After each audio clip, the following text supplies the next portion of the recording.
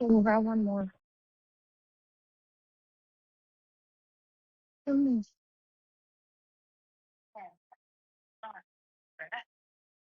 It's not even that heavy. 10?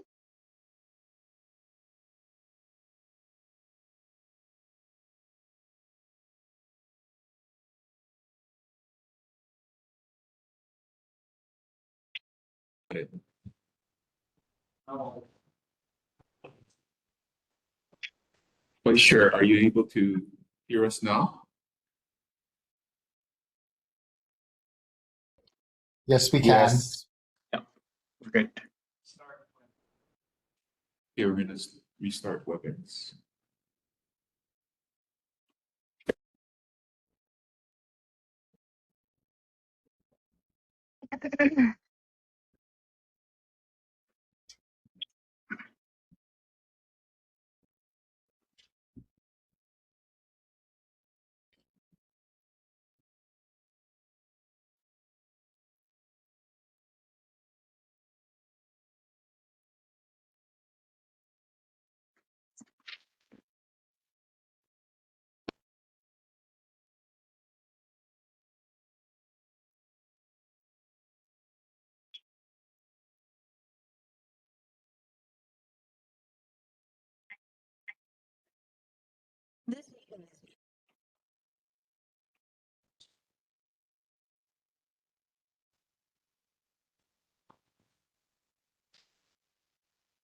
Okay, let's see. Vice Chair, are you able to hear us?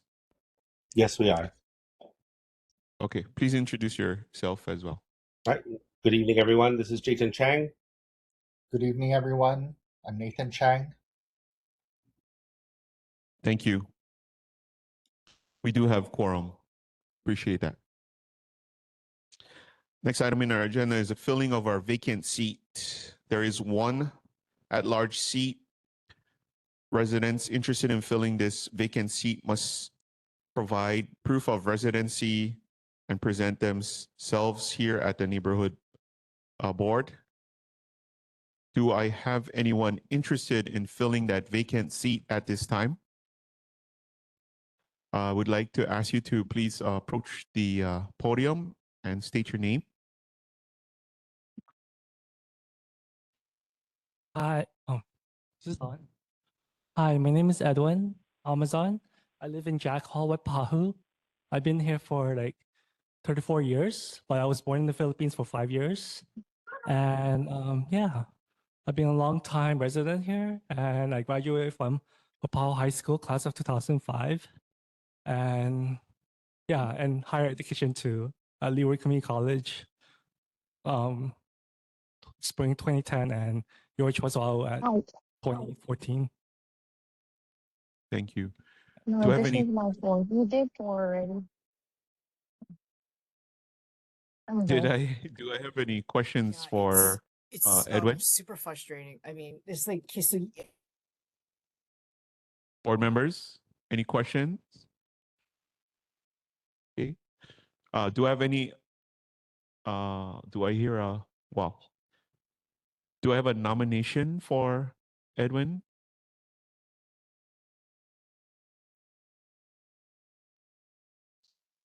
Yeah, somebody have.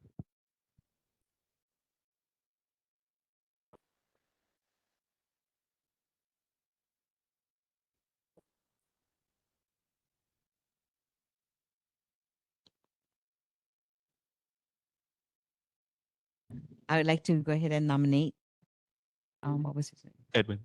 Edwin Amazon. Almazon? Amazon. Amazon. Thank you. I have a nomination. Do I hear a second? No need? Okay. No second is needed. Any further discussion, board? I'd like to ask again our members of our audience, do we have any other interested parties to fill our vacant at-large seat? Just wanting to seek anyone? Please approach the podium, introduce yourself.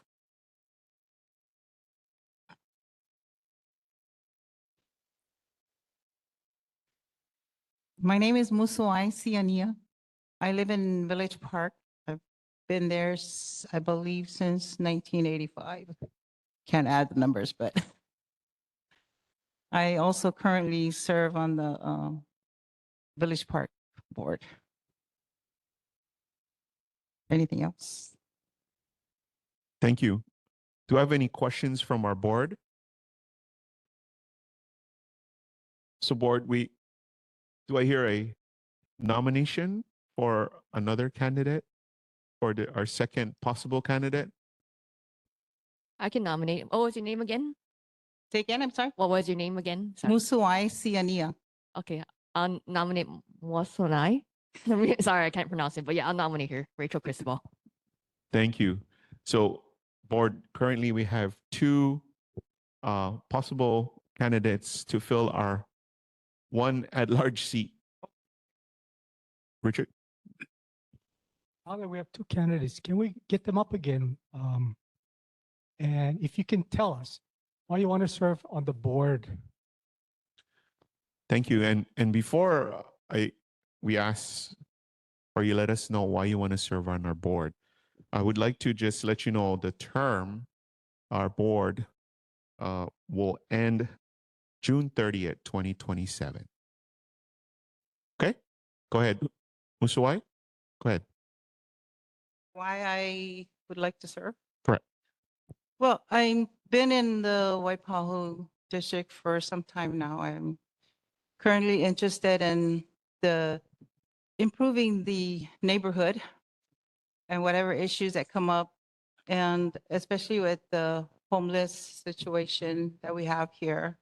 There's parks and recreation that I foresee that could probably use some attention. Village Park alone, you know, that's where I live, and we have several situations that do come up that's presented by the residents, and I'd like to see it result. It's presented to our homeowners association. However, there's so many different, you know, like the city is in charge of something, the state is something. So just how to address all of those issues, sometimes it needs more attention, I find. Thank you, Musuai. Go ahead, Mr. Amazon. Hi, my name is Edwin. First things first, I think I could become a leader, even though I have some weaknesses, such as I've been in the poverty line so long, and it's really a struggle to make it in this community, as well the support, because I see that there's a lot of struggle, especially with people in the spectrum of mental illness, which I am in that spectrum. People who struggle like that as well, there's no much support. People needs to encourage people who are very disadvantaged. And I would like to represent those people who are disadvantaged and try to make them be heard and have a voice on this panel. And even though I have a lot of leadership role in my educational, but I never had much leadership at like this one before. But the only thing I did was that the petition I did recently, because I would like to represent Waipahu High School. I can't state about the Waipahu Low Clubhouse because I'm also there, but I'm a former member though. As well, I did ask for a lot of signatures from the resident side to make sure the project for the sidewalk should be more revised and should be more better than that they have before. And yeah, there's a lot of things that needs to be improved, not just the people underserved, but even in the middle class as well. Thank you. Thank you, candidates. Do I hear any questions from our board members? Any questions for our two candidates, board members? Just because we do have one at-large seat available, and shortly I would be asking for each of you to cast your vote. have any questions? Further questions? Okay, before I call for the vote, I just would like to thank you for your willingness to serve on our Waipahu Neighborhood Board. It is commendable, but it is work. So appreciate you stepping up. I'm going to turn it over to our neighborhood assistant. And just for further context, board members, we do have quorum. We do need 10 votes for a candidate to receive the vote to come onto our board. Okay?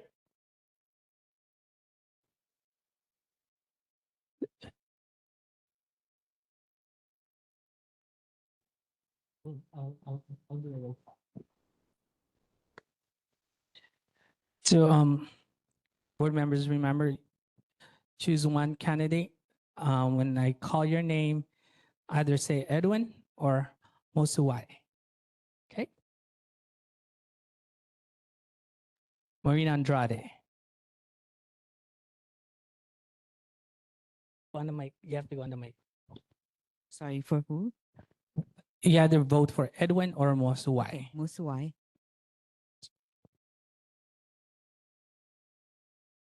Richard Aspirin. Is that it? Yes. Dave Beers is not here. Dave is here. Okay. So Dominique. Edwin. Ed. Okay. Jayden Chang. Mosuai. Nathan Chang. Mosawai. Rachel Cristobal. Also, I. Danny Grash is not here. Chad Domingo. Mosuai. Nainoa Molitor. Yes, from Mosuai. Morris Morita. Mosuai. Richard Oshira. Mosuai. John Pagan. Mosuai. Debbie Siegel.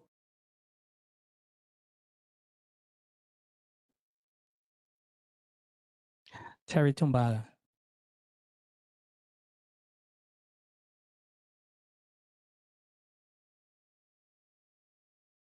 Edwin. Daryl. 1, 2.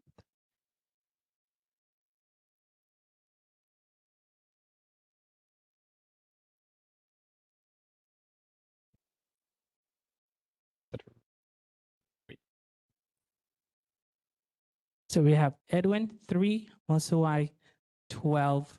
So congratulations, Mosuai. Thank you, board members. Before I call a recess, I would like again to thank our candidates. Musuai, you need to provide your ID to our neighborhood assistant during our recess. But Edwin, this doesn't mean that you're not allowed to come to our meetings. We still would want you to be present and continue to join us. Thank you. Recess.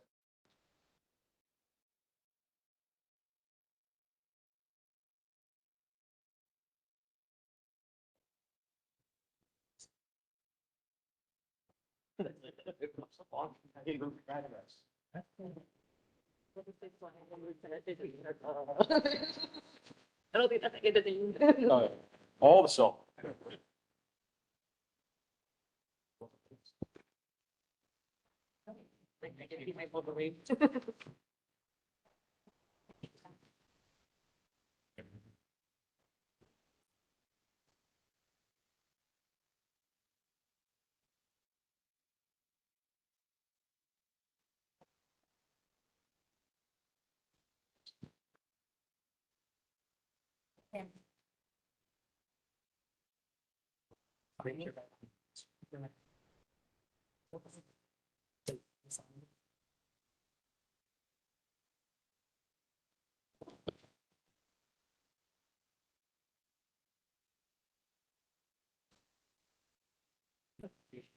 Yes.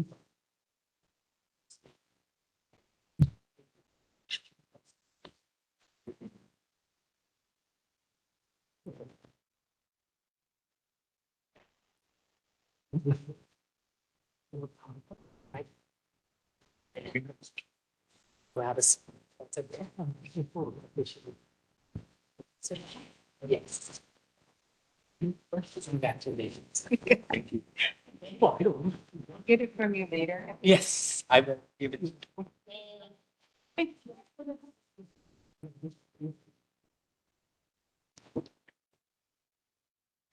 Thank you for that brief recess. Again, thank you for our new board member. Please welcome Musuwai Siania. Okay, moving on. Yes.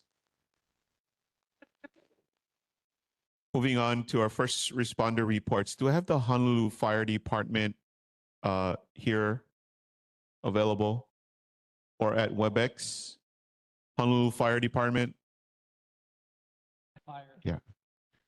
I believe they did have a situation this afternoon, so they're probably still working on that. But I did receive their report, and it will be put into the drive, board members. Okay. Honolulu Police Department.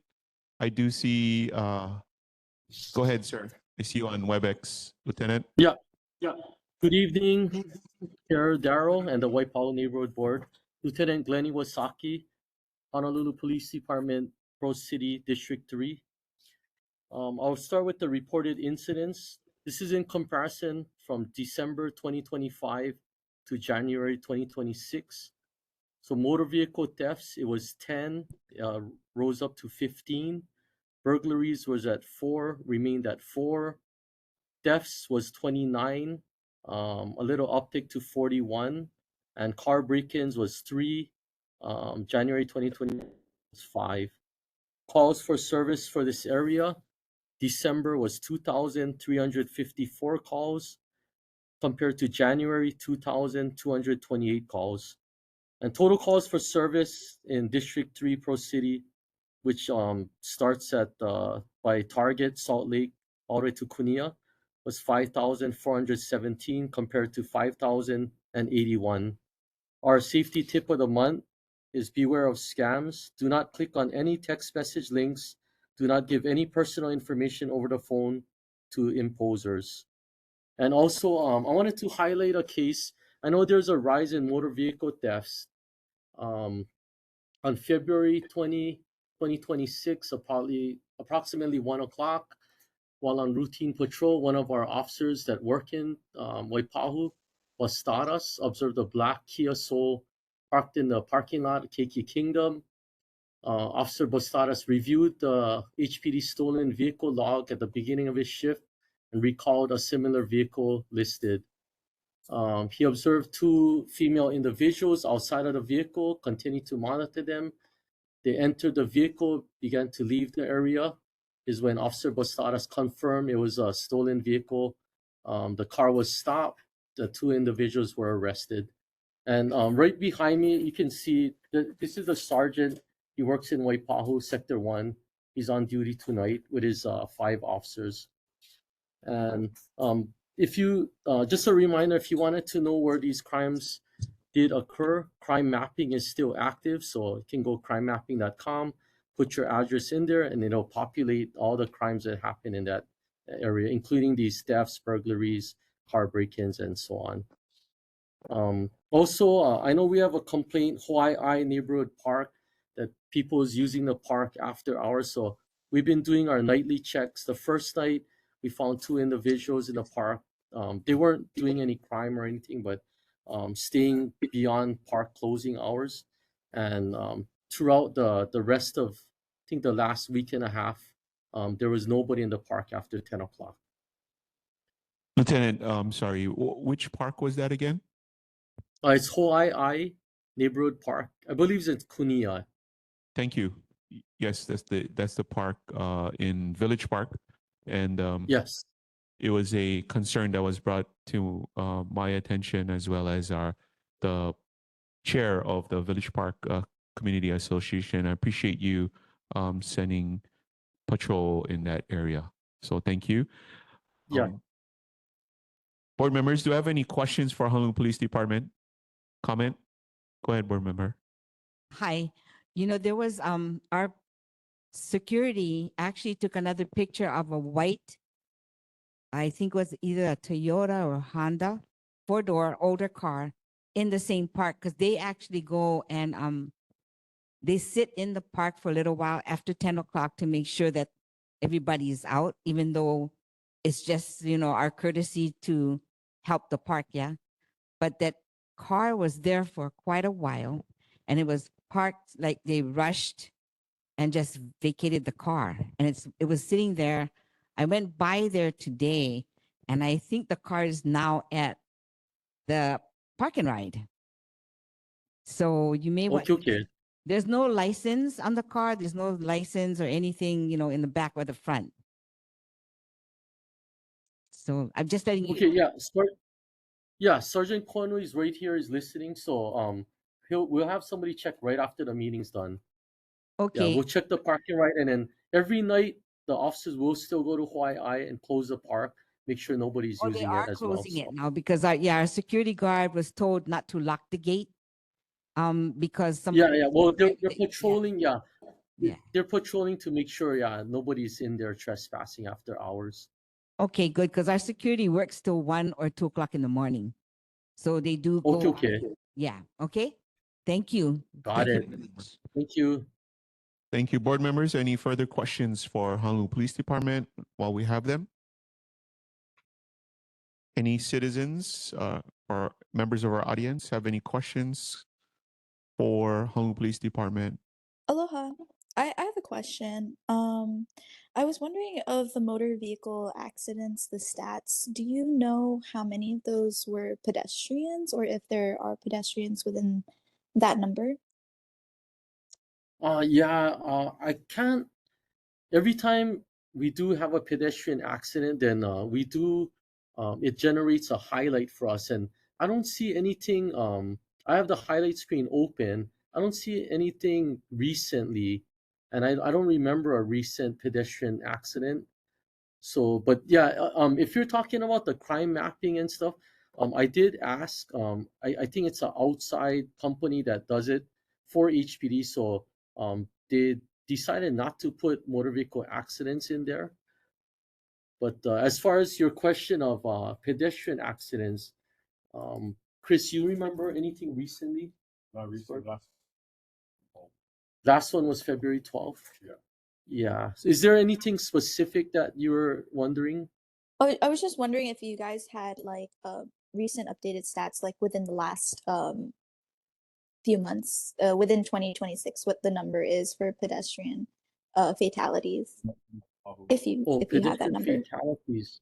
Yeah, I don't have the number right now, but I could easily get it for you. Oh, that would this be year. very appreciated. Thank you. Okay. Is there a way I can contact you, or Daryl, do I just send it to you? Actually, Lieutenant, if you can provide that in your next report, in our next board meeting, that would be great. I understand you're sharing with us that we do have the crime map. That's a website, yeah, and that is not tracked. So, if you can share with us in the next board meeting part of your report, that'll be sufficient enough. Oh yeah, we'll do. Thank you. Any further questions, members of the audience on WebEx? I'd like to have HBD back to their actual job. I'm just kidding. But no, thank you so much, Lieutenant. And thank you, everyone there. Thank you. Yep. Thank you. Take care. Moving on to our military report, U.S. Army 599th Transportation Brigade, Major Abella. I do see him online. Go ahead, Major. Okay, hi. First comms check, loud and clear. Got it, thank you. Okay, good evening, board and community members. Again, I'm Air Force Major Ryan Abella with the 599 to deliver tonight's military report from U.S. Army Hawaii. I'll be going over 4 topics. First topic is a March job fair. U.S. Army Garrison Hawaii will host its next hiring fair on March 17th at the Mililani High School cafeteria from 8:30 a.m. to 2 o'clock p.m. The event is open to the public. Attendees can receive same-day job offers and provisional hiring. Those who want to apply in advance may visit www.him as in Mike, W as in whiskey, R as in Romeo.com and select the employment banner to view openings and submit applications online. Walk-ins are welcome and should bring 2 references, photo ID, social security card, and a resume or completed application. Positions are available across business operations, including golf, bowling, food service, and more. Child and youth services will also be hiring, offering benefits such as retirement, access to recreation facilities, discounted childcare, training, and commissary and PX privileges. So if you enjoy working with children, CYS has opportunities for you. Topic 2, training advisory. Okay, Army units across Hawaii will continue their scheduled training through February. Tomorrow, February 27th, marks the final day of artillery, mortar, and demolitions live fire training at Schofield Barracks, running from 05 a.m. until midnight. It is also the last day of aviation training and rappel master school activities on East Range, scheduled from 6 a.m. to 6 p.m. The military appreciates the community's ongoing support and understanding. While some training may produce noise, these exercises are vital for maintaining readiness and ensuring the safety and preparedness of service members. Okay, topic 3, Kole Kole 10K Run. U.S. Army Garrison Hawaii welcomes our community and authorized guests to join a fun run through the beautiful Kole Kole Pass on Saturday, February 28th from 7 a.m. to 10 a.m. The event is open to anyone with a valid DoD ID card, and members of the public may also participate by obtaining a visitor pass that meets installation access requirements. Late and same-day registration runs from February 2 to February 25 with a $35 fee, credit card only. Race day registration and check-in will take place from 5:45 a.m. to 6:45 a.m. Additional details are available at www.hawaii.armymwr.com. Okay. Topic 4. Prescribed burns on Schofield Barracks in April. The Army plans to conduct prescribed burns on the Schofield Barracks Training Range Complex during the following window, April 13th through the 19th. Prescribed fire is a key tool for reducing wildfire risk and protecting endangered plants and animals by maintaining healthy ecosystem conditions. The Hawaii State Department of Health Clean Air Branch has approved the operation, and coordination with the U.S. Fish and Wildlife Service ensures all federal, state, and Army requirements are met. All burn activities will occur during daylight hours, and Army wildland firefighters will remain on site each night to monitor conditions and ensure safety. Community members with questions may contact the Army Public Affairs Office through the new Community Concern Line. Pending your questions, that concludes my report. Sorry, Thanks for Major, your we time. actually cut out on topic number 4. If you could briefly repeat topic number 4. Okay, topic number 4, prescribed burns on Schofield Barracks in April.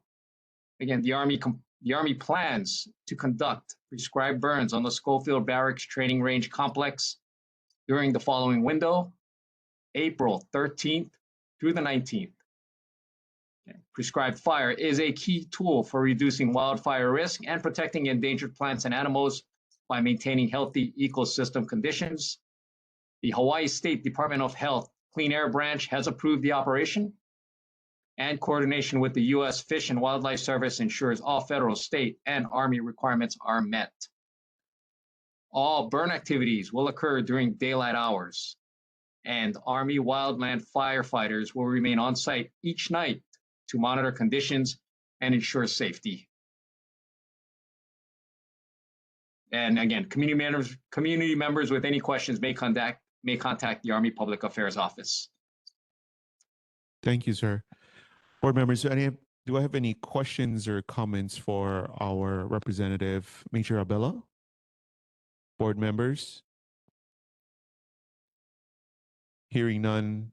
Thank you so much for your report, Major, and thank you for dealing with our technical difficulties. We appreciate your report. Moving on into our board business, the approval of our minutes from our November 2025 and our January 22, 2026 meeting. Are there any corrections to the minutes, board members? Are any corrections to our minutes?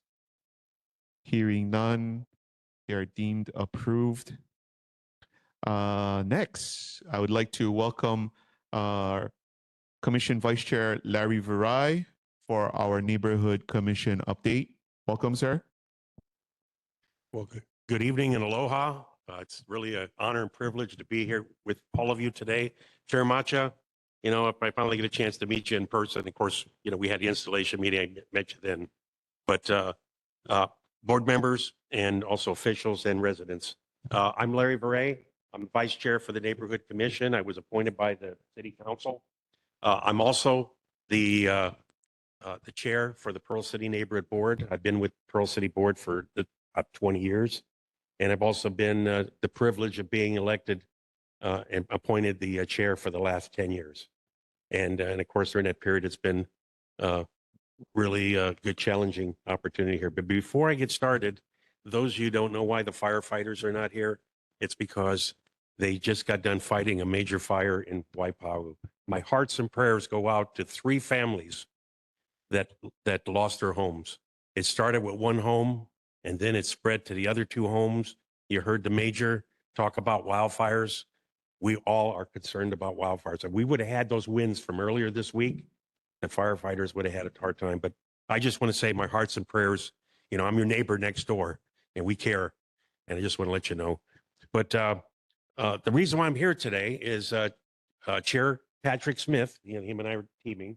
And of course, we lost Richard. Richard spent over a decade as our chairman for the Neighborhood Commission. And Richard, thank you so much for those honored years. And it's so great to see you still part of this board, because one of the things I want to say to you all today, you have a very cohesive board. And Chair Macha, I watch Olelo all the time. I tag team, channel hopping, waiting to see a neighborhood board come up. And actually, the reason why I watch neighborhood boards, it's because I learn. Everybody's issues, seeing how you tackle those issues, how you're working it, and opportunities to team. And we don't have enough collaboration between the neighborhood boards. But I want to commend all of you. I've never seen any infighting. I've never seen any disrespect. And one of the things is all neighborhood board members have to have respect for their chair.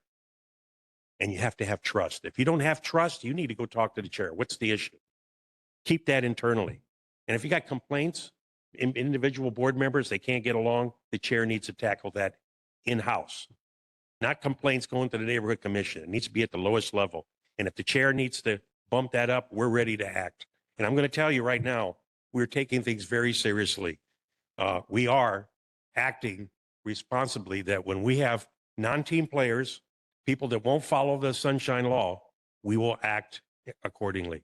And of course, those actions could be being suspended from a board meeting or being removed from the board. So you guys are definitely a role model board.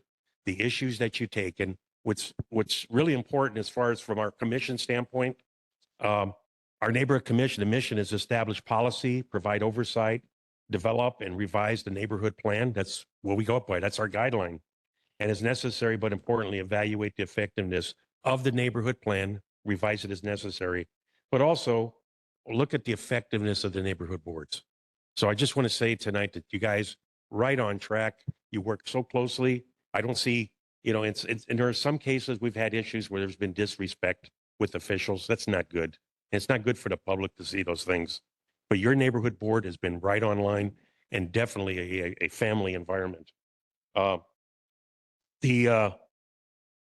As an advisory board, you are the gateway to increase and ensure effective citizen participation in the decisions of government through your monthly board meetings. And the public addresses their concerns. It all starts with all of you. You come up with your problems. You want to bring them to the board. You don't see things happening. They take it from there. Then they start work with their officials. And it's sometimes because it's such a contentious issue, they'll establish a committee to be able to work it. But the other thing is, I want to tell you, board members, remember, to be successful, you need innovation, creativity, and resourcefulness. Okay? Nothing precludes you as board members with this idea that you came up with. Okay? There's this problem that you got, whether it's feral chickens or traffic and things like that. You can always draft an issue paper. That issue paper addresses the problem, gives you a background, and you address and you give a potential solution. And then you can send that to your board, not to violate the sunshine law. You give a read ahead because you're presenting this to the chair and be able to, so everybody can see, hey, this is a problem. We need to work it. And then the chair can say, hey, we need to put a committee together, or we can put a resolution forward. But that basis starts those things forward. But that resolution is key. It's power, because you have an opportunity as you draft these resolutions and come up with potential solutions for officials. When it comes up time for the end of the year and they're getting ready for the next legislative period, I most strongly recommend you rack and stack your priorities of all your issues for Waipahu and give that to the legislators as your legislative priorities for the year 2026. So when they get ready to go in, they're getting ready to draft their bills. You're showing them and says, listen, I need you to really work these things. And between all your representatives and senators that you have, they take care of that and figure out who's going to do what. But that process works very well with you guys. What I commend you for, you have kept the character of Waipahu. The developers come in, they want to change things. And I know what really hit hard was the losing times and Don Quixote, because we went into a desert situation. But you guys are still handling this and trying to work your development smartly. To get into the area of the neighborhood plan, it just so happens I'm the appointed chairman for neighborhood plan review, and we're in an ongoing process right now. We just got done. We must have spent 3-4 months on the complaint process. And of course, that complaint process, it was not timely at all. It usually took 45 days for each step to go through. Well, before Chair Oshiro had left, we had already started coming up with creative ideas to bring that timeline together and have it 10 working days for each of the processes. So we could try to stream this along and get through it. Let's get it fixed and let's move on. I'm in the process right now of reviewing the roles and responsibilities of neighborhood boards. My meetings are on the third Monday every month at 6 p.m. And you're all welcome. You want to come in and join in and listen what's going on. And I don't kick anybody off. I always look at creative ideas that somebody will have. But you're always welcome to reach out to Chair Smith and I directly, and we're always willing to help. But I do want you to continue to work with our executive director, Lloyd Yoshinaka, and the NCO staff when you have specific questions and things like that. And when it comes to sunshine law, take it very seriously. The most common violations is some of the new board members, new chairs. They're excited. They got an idea. They want to get it forward. But you got to let the public know what you're doing. So when you draft your resolution up, I most strongly recommend make sure that your board members, as chair, get it out as a read ahead. Everybody gets it at the same time before the board meeting, and it gives you an opportunity to study it, read it, form your questions before the meeting. Because again, you're looking at timeliness of your meetings. You want to drag on when you want to make it more efficient. But thing is, try to post this thing at least 72 hours before to let the public see it on your Google Drive.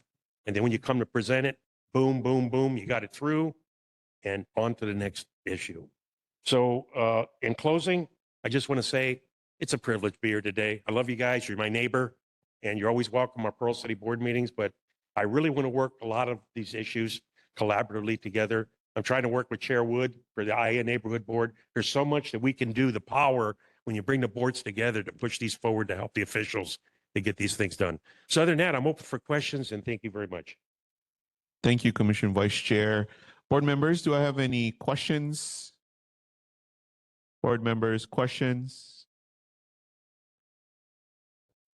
Go ahead, Board Member Andrade. Oh, The one Maureen just had to do that to me. The one thing that Larry has not mentioned, and Waipahu people should actually know this, he helped us get a 501c for the, what is it called? The Sunset Memorial Graveyard. So after many, many years of just not having anybody to support me, he became the one. So now we have a 501c, and we are actually needing help to get that place cleaned up, although we do have groups of people to come and help clean up the place. But every now and then we do a major cleanup. So if anybody is interested, he has his information. We would welcome anybody to come. That graveyard serves Waipahu, Eva, Pearl City, and Aiea. That place was actually done in the 1947. Late 1800s Yeah. turnover. So just letting you guys know that he's the man. But if I could mention one thing since Maureen brought it up, great case scenario. Okay. As a neighborhood board, we're advisors. Okay. We advise, we work our problems and all that. But when it comes to hands-on, this is where you need to work with your nonprofits or be a part of a nonprofit or be a part of the Lions Club or other associations that you are. That's where you get hands-on as board members, not as in the advisory capacity that you're in. But anyway, Chair, thank you much. Thank you so much. Thank you. Awesome. Board, next on our agenda, board business, discussion on including the Department of Transportation Services, DTS, with the city and the Hawaii Department of Transportation, or HDOT, on our agenda to provide monthly updates. I'm going to provide a little bit more context. It was brought to my attention as well as my own observation. You know, our community is in a major path of the rail, obviously, but also we do have many of our constituents who live here in our neighborhood that travel through the state freeway, of course, H1, H2. So there was a request to revise our agenda to either put them on to provide us with reports, or the other suggestion was made was to have DTS include a small portion report with the mayor's rep, which we currently have our mayor's rep already on our agenda. But if DTS can provide some type of notice, traffic advisory, or anything updates included in the mayor's report during the DTS or the mayor's representative, as well as if HDOT or Hawaii Department of Transportation can provide their report also to our governor's rep, because we do again have the governor's representative on our agenda. So that's the context provided. Board members, it's open for discussion. Anybody have any comments, questions? We do. Go ahead, board member. So if we add them to the agenda, do they have enough reports? I mean, do they have enough information to report to us on a monthly basis on what's happening on the roads? That's a good question, board member. And I would still have to obviously contact the departments, right, to see. But again, the suggestion was, since we already have the mayor's representative and the governor's representative if we can ask those two individuals or those who are reporting to us to maybe provide a report, or if there are any traffic advisories that are, happening in our neighborhood or surrounding areas that might affect our residents, that maybe that might be the better avenue to disseminate that information, as opposed to providing or allotting to, either way, we can go either way, allot a section in our agenda for their reports, but I'm not sure if they would have the manpower or anyone available. So that's why I wanted to discuss with our board members this evening. Go ahead, Board Member Beers. Like to comment, very impressed. In fact, say something, meeting, and get results back. Especially very direct. Thank you very much for that. Not very direct. So I'd be a fan, unless there's a lot of activity that needs to be discussed, I would just include it. Thank you for that. Any further discussion, board members? Go ahead, Board Member Tumbaga. I just have a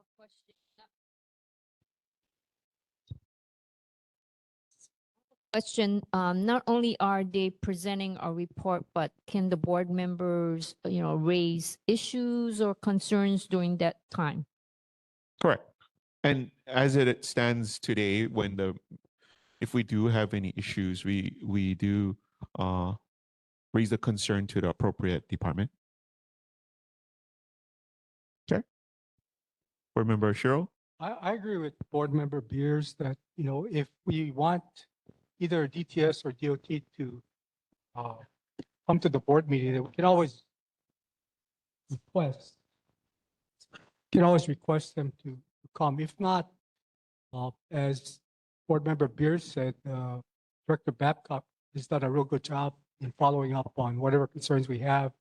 And certainly if we need a representative from any department from the city, he's our connection to those folks. So I don't know if we need to have them at every meeting, including the state DOT, because we have the governor's right that, can perform the same role in terms of getting them here or asking them to come to the meeting if we need to meet with them.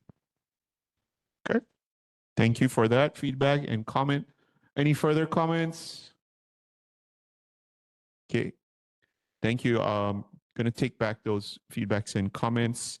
And as it stands, we have the mayor's representative reporting to us in our elected officials section every month. And I will go ahead and ask if they can work with DTS on the city side to provide any reports, update traffic advisories during the mayor's or that mayor's report section, as well as for Governor Green's representative, if we can ask for Hawaii Department of Transportation State to provide those updates during that section as well. So thank you, board members, for indulging the requests.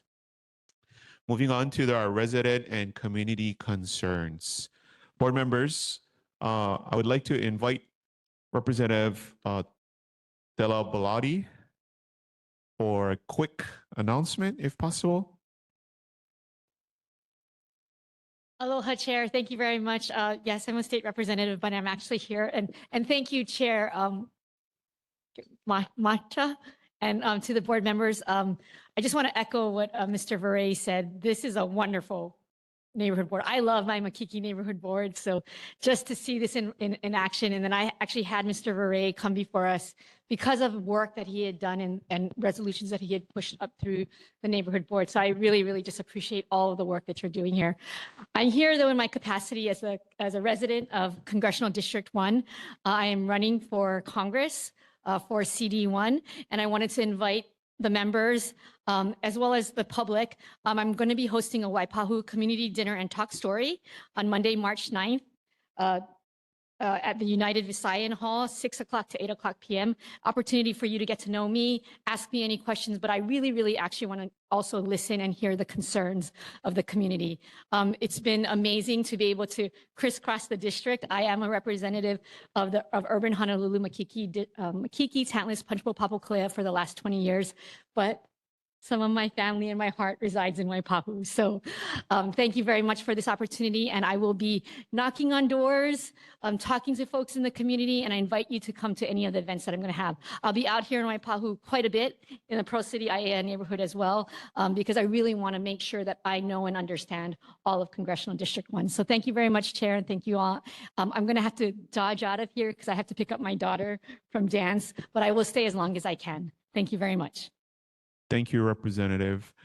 I am now required to ask our members of our audience, do I have any other candidate for Congress in the room?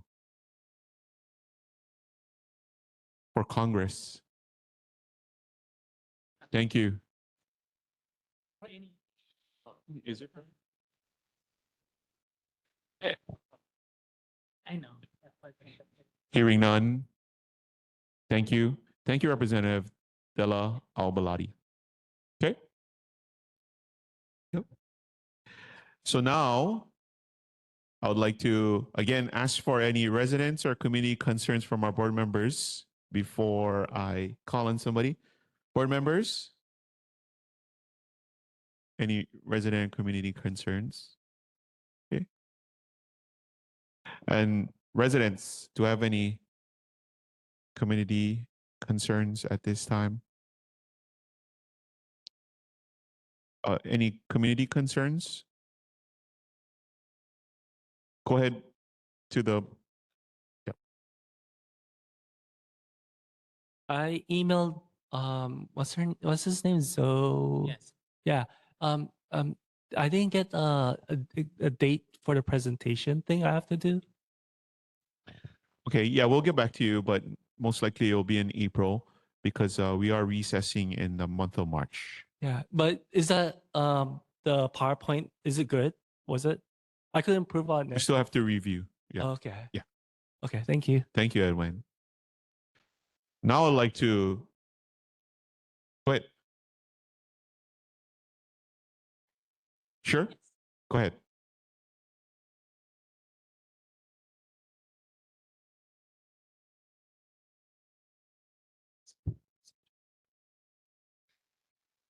Hello. Good evening, Chair and members of the Neighborhood Board. Thank you so much for giving us the opportunity to share tonight. My name is Aiden. My name is Sophia. I'm Kylie. My name is Kevin. And we're 11th graders, AVID students from Waipahu High School.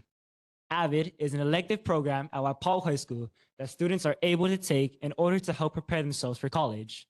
They provide college readiness through projects, tours, and skills that they teach throughout the course.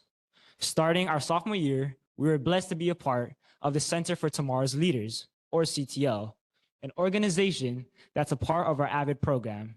CTL is a local nonprofit leadership organization that partners with public high schools across Hawaii to help students grow in character, competence, and community leadership.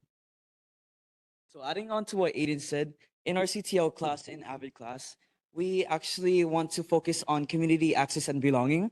So in our AVID class, we learn about leadership through CTL, and we split up into 4 projects this year, and we wanted to help the community have access and belonging. So this year, we wanted to create a culminating event at Waipahu High School on April 11th so that we can have people of Waipahu feel connected, welcomed, and proud of where they live. So that's why we're creating Marauder Makeke. Makeke meaning market in Hawaiian. A community day at Waipahu High School. Our goal is to bring together families, small businesses, organizations, and residents to support local vendors, share resources, and strengthen relationships in our community.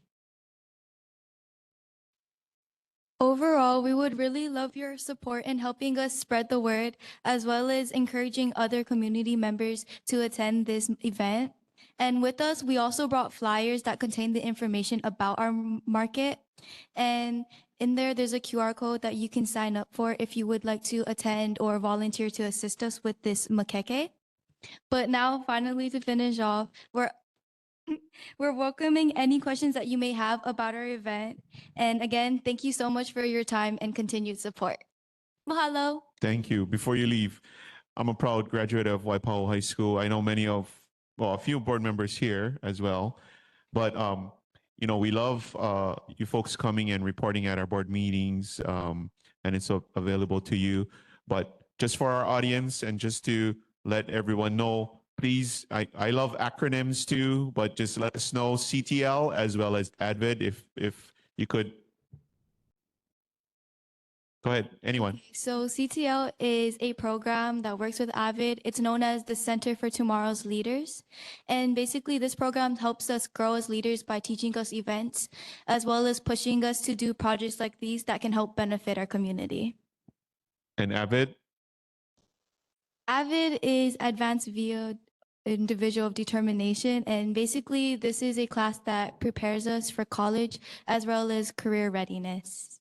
Thank you. I just wanted to share that because my son is also a graduate of Waipahu High School and AVID as well as CTL. So, all right. Any board members, any questions for our guests this evening?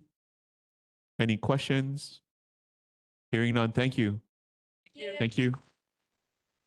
Now I'd like to invite, I don't know his name.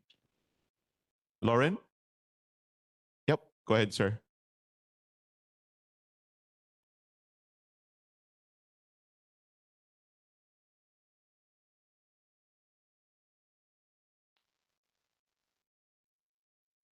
Good evening, board.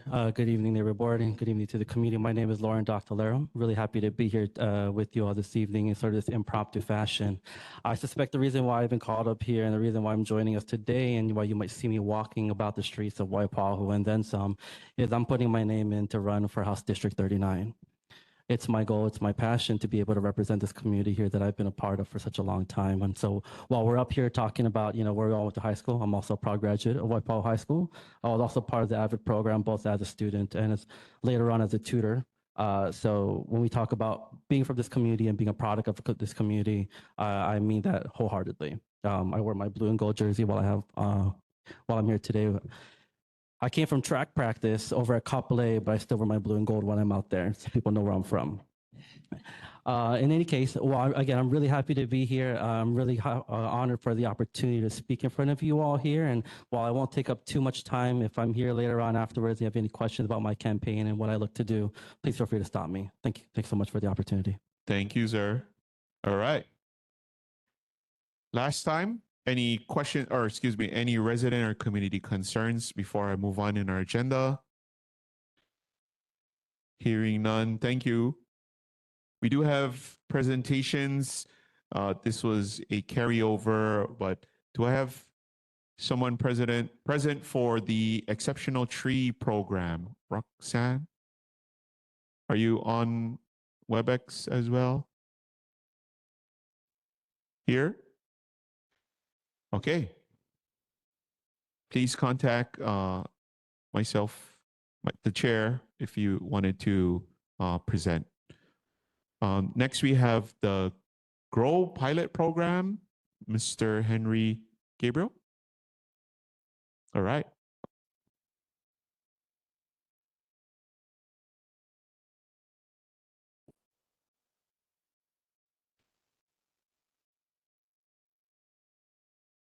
Good evening, Chair. Good evening, members of the board, and good evening to the Waipahu community. My name is Henry Gabriel. I'm with the City and County of Honolulu, the Department of Environmental Services, Refuse Division, the Recycling Branch. We are going to introduce, and I'll have a PowerPoint for you, we are going to introduce the GROW program. So GROW stands for Green Recycling Organic Waste. So those that are on the automated service, we're going to pilot areas within Oahu and we are going to start collecting food waste inside of your green compost cart. Waipahu was selected to be within this piloted area. So let's start with the program. So the purpose of this presentation is really to introduce you to this program. We really want your food waste. So that doesn't mean that you don't have to put green waste. You can put food waste and green waste into the green compost bin. So the purpose of this presentation is just to introduce that program, our new program. I'm going to go through an overview and then also focus on the materials that is going to be acceptable. Next slide. And I apologize, I can't see it from here, so I'm looking down also. So what is changing? So come April 1st, 2026, that's when this program will start. So April 1st, 2026, you will be able to put in food waste into the green compost cart along with your green waste. Who is in this piloted areas? It is Hawaii, Kalihi, Kailua, Nanakuli, Waipahu, and Mililani. And our slogan for this, so GROW is our brand name, let's say. Our slogan for this is include the food. It just makes sense. Include the food into that green compost cart. Next slide, please. So what can go into the green compost cart? We had a consultant talk to several municipalities, and they provided us a list. And what I wanted to do was make this list comprehensive. I didn't want any ambiguity. So if you look at what is included, fruits, vegetables, dairy products, dairy products are semi-solids or solids. This could be your yogurt, your cheese. Some people say, well, what about ice cream? It's frozen. Well, when it's not frozen, it's a liquid form. And that's one thing that we don't want. But if it is frozen, we'll take it. Bread, baked goods, pasta, rice, grain. The list is pretty, you know, there's just a lot on here. Leftover and spoiled food, table scraps, plate scrapings, loose coffee grounds, tea leaves, tea grounds, and then along with that, your normal green waste. So all of that material being organic material, we really, and I'll get into another slide about this, it's really diverting organic material from the waste stream. We don't want this material going into the waste stream, ending up at waste to energy or ending up at a landfill.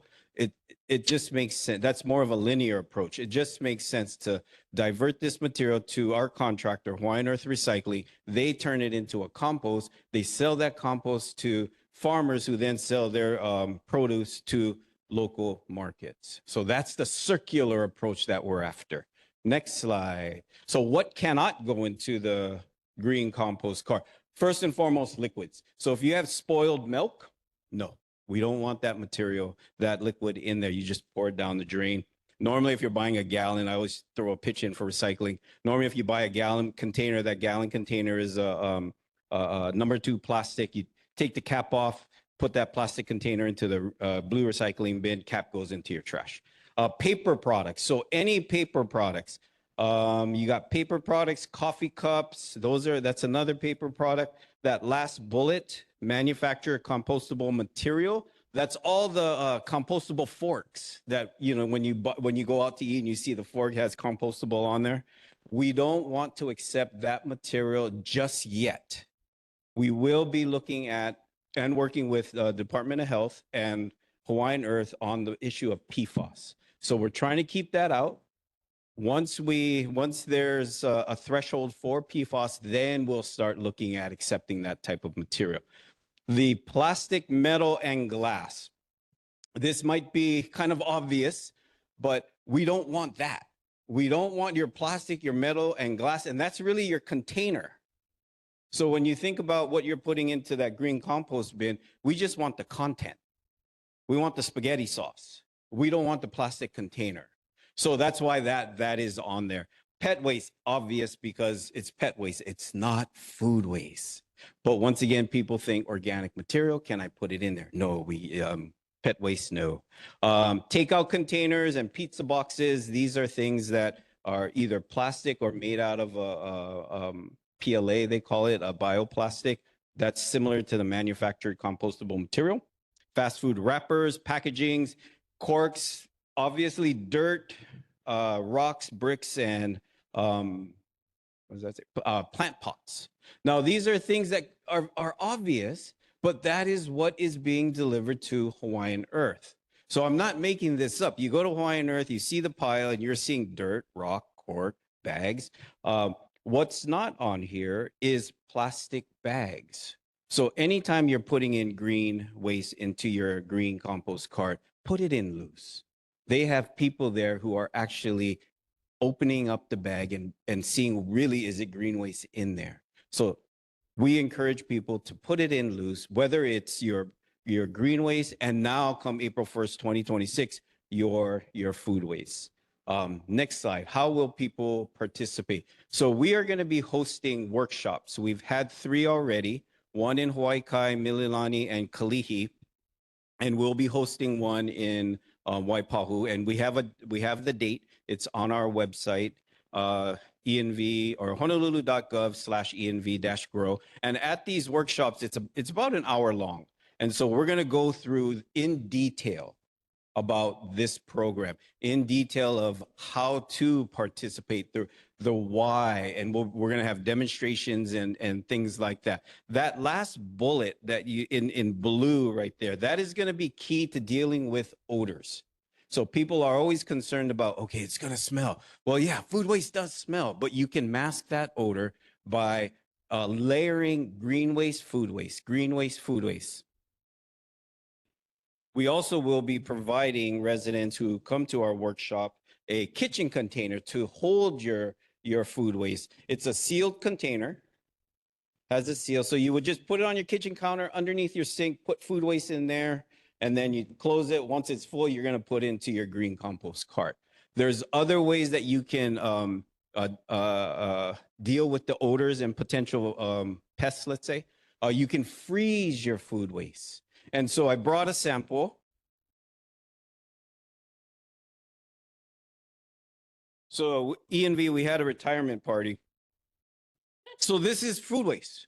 This is frozen food waste, and it doesn't have a smell so long as you freeze it. It doesn't have a smell so long as you're putting it into a sealed container. Now, when you open up that container, sure, it's going to smell. It's food waste. But you can mask that smell with a little bit of baking soda. You can mask that smell with coffee grounds. So there are ways to deal with the odors. As long as you put this inside your green cart and you layer it, then you'll be fine. Your lid has to be closed. And that's everything. That's really everything in there that we collected from the retirement party. Let me see if I forgot anything on this one. Your schedule for your green cart will not change. So operationally, it's not going to change. So it is every other week. And depending on the amount of green waste or food waste that you generate, that really will depend on the method that you choose, whether you put it in to your green cart every third day, you freeze it, that's going to determine. All we ask is that the morning of, that is the best time to put in food waste, or the night before. Next slide. So can residents self drop off? Yes.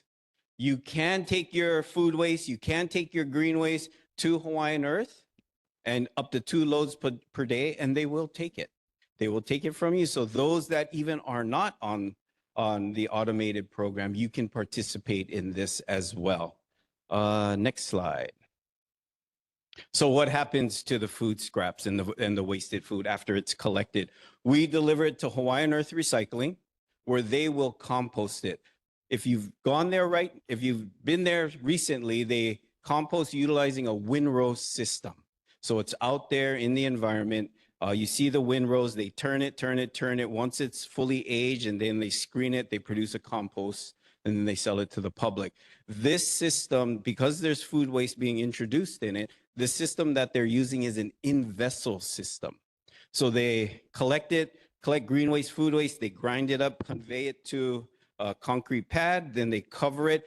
A staff member will be monitoring the temperatures, the moisture, and then as it ages, they will produce compost half the time. So with their windrow system, they're producing compost, let's say 12 months to 15 months. With their new in vessel, they'll be producing compost within 6 months. So it's a quicker time for them to produce a compost. And it also helps us because we're delivering more product now. Instead of just green waste, we're going to be delivering green waste and food waste. Next slide. So the reason we're doing this, I mentioned it where it's waste diversion. It's really the landfill. You know, we're delivering all this, you know, food waste. 180,000 tons of food waste is generated every year, whether it's commercial and residential. 60,000 tons is generated by residents. That's all of us. We are generating 60,000 tons of food waste. So we have to ask the question, why are we wasting all this food? Why can't we feed animals? Why can't we feed people? And if you look at the scale on the right-hand side, composting is at the bottom of that U. So even with composting, that's still not the highest priority. Source reduction is where preventing food waste is where we need to be. But for the city and county, we're looking at 60,000 tons in our waste stream.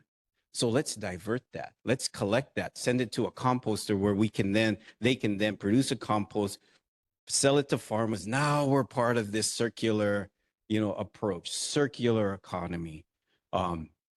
So we really need to divert this material from entering waste to energy and the landfill. Next slide. So this is, we've been planning our outreach education for the past 4 months. So we are, can't read that.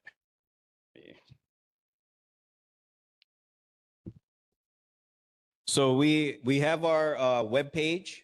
It is honolulu.gov/env/grow. And everything that I spoke about today, all these items that are on our pamphlets, on this handout is all on our website. We have a FAQ document on our website. We have brochures. We have fact sheets. Like I mentioned, we're going to have public workshops. And what does that last one say? And then social media. I have the information for the workshop, so I'll share it. I'll share it. Perfect, perfect. And then on social media, follow us at hnl.env, and then we're doing all of the educational outreach through our social media as well. And I think this is the last slide. Okay, so are there any questions? Awesome. Before I ask for questions, I wanted to share. Thank you, Mr. Gabriel. Yes. Waipahu Grow public workshop for our Waipahu neighborhood.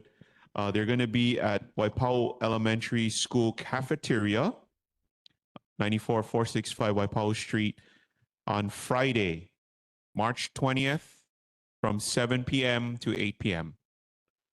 Members of our audience. So again, they will be at the Waipahu Elementary School cafeteria on Friday, March 20th from 7 p.m. to 8 p.m. This is the workshop that Mr. Gabriel had stated that will also, if you're interested in participating in the program, you'll be able to get your green cart or green compost. Correct. Thank you. Kitchen container. And then there's reusable bags also that we'll be providing. Awesome. Right on. I'm going to open up for questions, comments, board member. Go ahead. Yes, sir. I must applaud your environmental services for trying to do this. I mean, I think it's a good idea. And but to be honest with you, I mean, at my home, my wife wouldn't put frozen, food into the freezer because our freezer is already filled with all types of food. And if somebody comes and grab the wrong one, and that means that we'll be eating something. So it has to be marked. I mean, there's going to be a lot of education because especially in Waipahu, you have different levels, of educated, non-educated people, and also language. You have to make sure that you have in Ilocano because some of them will not understand what you're trying to say. Okay. My wife is Filipino, and I have a hard time sometimes understanding what she's saying or what she's trying to tell me, just to be honest. Yes. No, But thank you. you know, but I applaud you guys for trying. I mean, it's gonna be tough because unless you have some kind of incentive for the home, I mean, I cannot see my wife doing that. I mean, she probably will if you give her the pen that I'm gonna go to a workshop so I can get that garbage pen and see if it's, it works. But I applaud you guys for trying though. It's a No, very good idea. yeah, thank you. Thank you. Just a comment on that. I did get a question in Kalihi.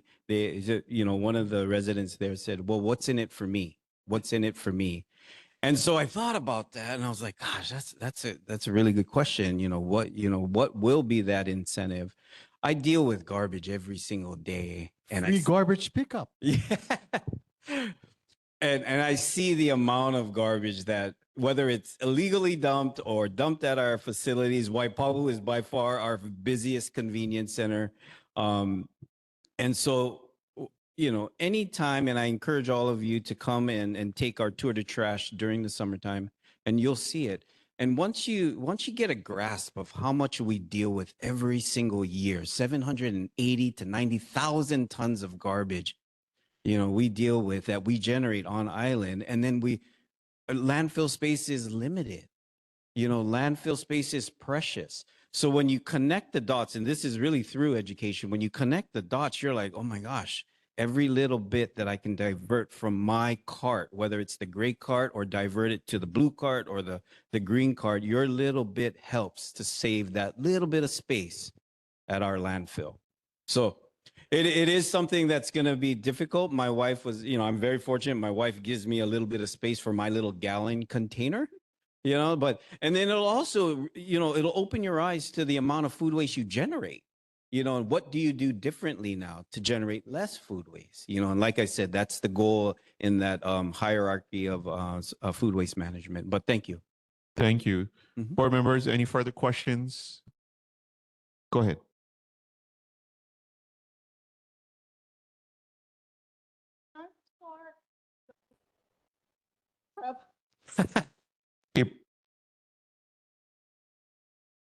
Can you start? No. The reason why is because it's a separate process. It's a different process than what they're currently doing. So if you have fruits and vegetables, yeah, that's fine. But if it's like leftovers or if it's prepared food or, that's been cooked with oil, then the answer is not until April 1st, 2026. My concern also is not all of my neighbors are on social media. So how do we inform them about this program service? I also speak Ilocano, so $10 an hour. We will definitely look into, and chances are we will look into different producing these brochures and educational material in different languages. So we will be looking into that. Thank I you. mean, we should be doing that. So I believe that's the key, is the education. Yes. Board members, any further questions so we can move on? Members of our audience, do you have any questions for Mr. Gabriel in regards to the GROW program? I'm excited about it. I do have one maybe concern. Oh, go ahead. Sorry. Oh, sorry. You have to approach the, we have to put you on the mic.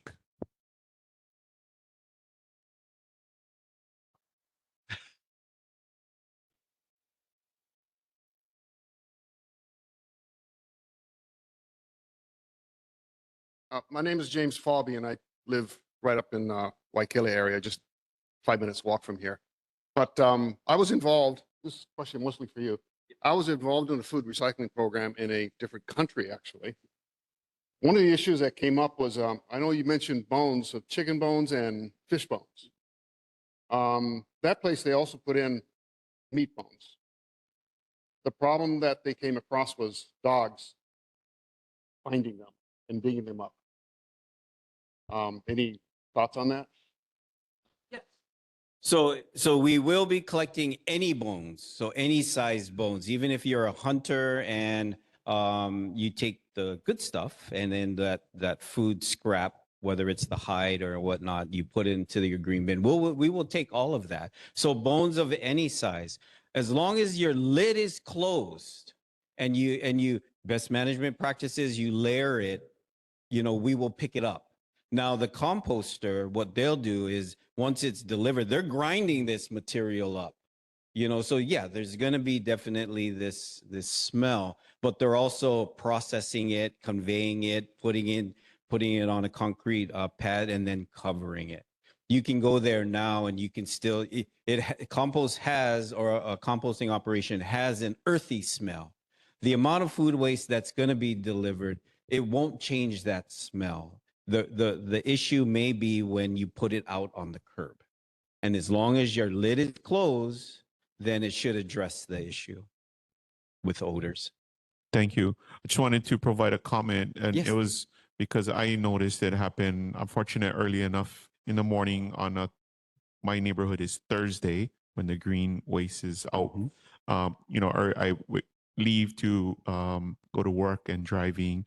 I did observe someone walking their dog Yes. with waste. Yes. Pick it up, and it's not their rubbish. Obviously, they want to get rid of it, but they put it in the green. So Yes. I think we do need more education on that. So thank you.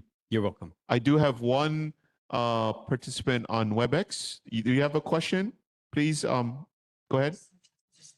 Thank you, Chair. Mr. Gabriel, thank you so much for your presentation.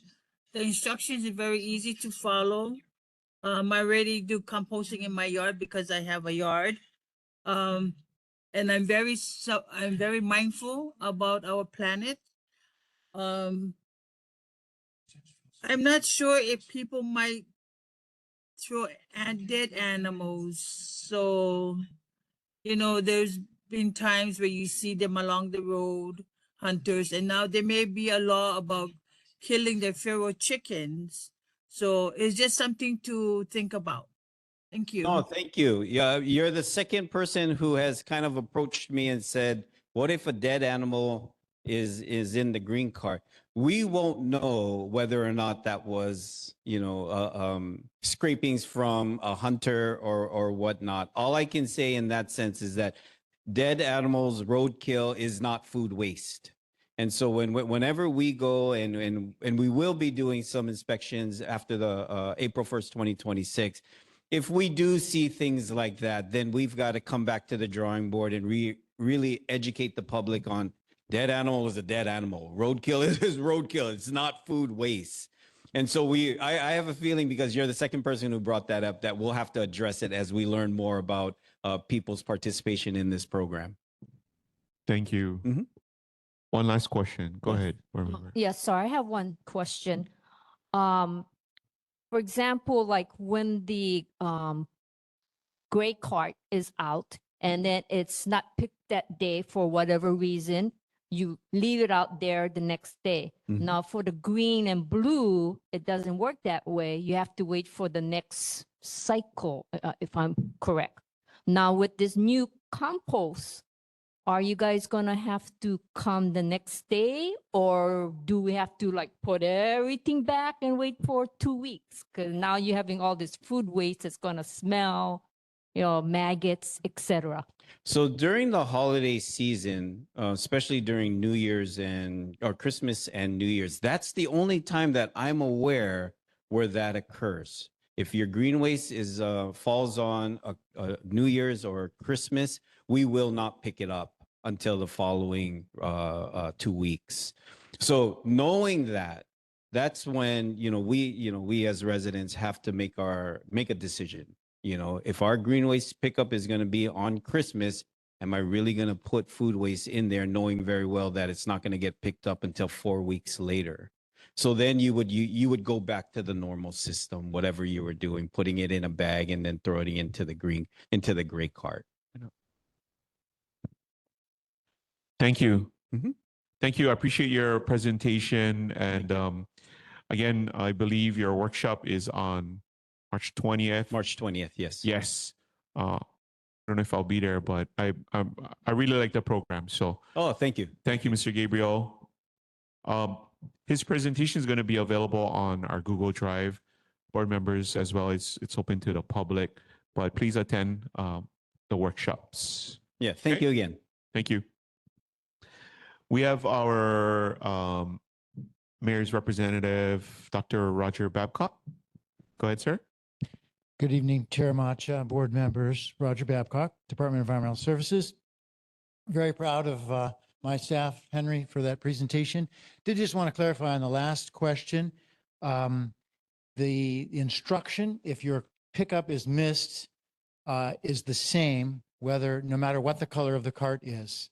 You leave it out and we will pick it up usually the next day. It's very unusual for routes to be missed, but when they are missed, you leave it out and we're going to pick it up either later that evening, the next day, or the day after that. So you do not bring it back in, green, blue, or gray, ever. The only time, Dr. Babcock, is if it's on a holiday, correct? Every 7th year, yes, then it would be your turn to miss that collection, right? And you're going to miss both, right? Because they're a week apart. So you're going to miss both collections and so it's going to be a once in a month for that year. So anyway, thank you for that presentation. We are very excited about that program as well, like you are. And it's creating compost instead of ash and landfill waste. And that is a recycled product that is otherwise imported, right? So making our own circular economy here. So anyway, happy to be here for this monthly report. It was mentioned last time that the city launched a new and improved HNL 311 system. So the app looks different now. It's more user-friendly and it's distributed directly. And there's been with the recent winds and storms, there was a lot of use of 311 with all the trees down and stuff like that. And we believe that it was effective. It was a good test for that system. This month's mayor's highlights newsletter is available. There's lots of things in there, hopefully of interest.